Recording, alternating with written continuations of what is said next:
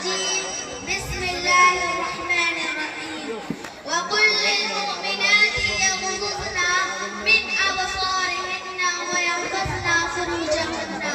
آج کی سلسلہ کی شریک ہونے والے محترم صدر صاحب، عزت ناظر صاحب، علی پرنسپل صاحب، چھوٹا اساتذہ کرام اور میری پیاری اسلامیہ، السلام علیکم ورحمۃ اللہ وبرکاتہ. ہر پھول کے لیے رنگت، رنگت کے لیے پردہ، ہر پھول کے لیے رنگت، رنگت کے لیے پردہ، صورت کے لیے سیرت، سیرت کے لیے پردہ.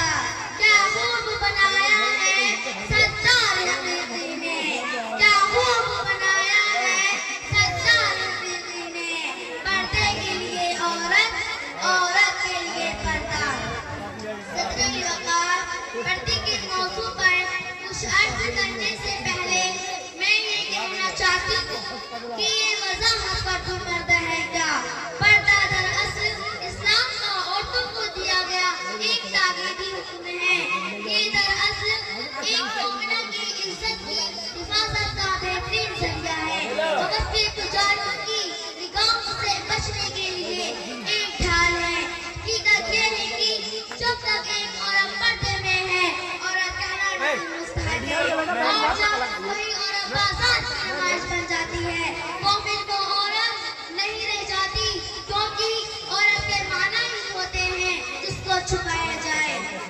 جناب علی، بڑے افسوس کی بات ہے کہ آج ہمارے معاشرے میں بے پردے کی بات ہے.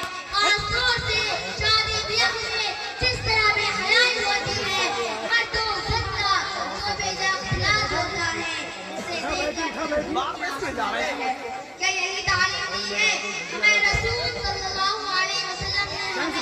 میری بہنوں، آج ہم نے شرم و حیا کا دامن چھوڑ دیا اور مسلمان عورتیں بے پردگی اور بے حیائی کے تمام حدیں پار کر رہی ہیں. اس کا نتیجہ یہ ہے کہ پورا معاشرہ مسجد میں جا رہا ہے، نوجوان نسل تباہ ہو رہی ہے. کسی شاعر نے کیا خوب کہا ہے، اندھوں کو خبر کیا ہے یہ جام اپنا، اندھوں کو خبر کیا ہے یہ جام اپنا. تہذیب کی آنچل میں عظمت گر جاتی ہے. معزز حاضرین، آج ہماری بہنیں بے پردہ ہو کر کالج اور یونیورسٹیوں میں تعلیم حاصل کرتی ہیں. میں اپنی تعلیم کے خلاف نہیں. اگر مسلمان لڑکیاں ڈاکٹر نہیں بنے گی تو پھر مسلمان خواتین کا علاج کون کرے گا؟ ٹیچر نہیں بنے گی تو پھر مسلمان لڑکیوں کو پڑھائے گا کون؟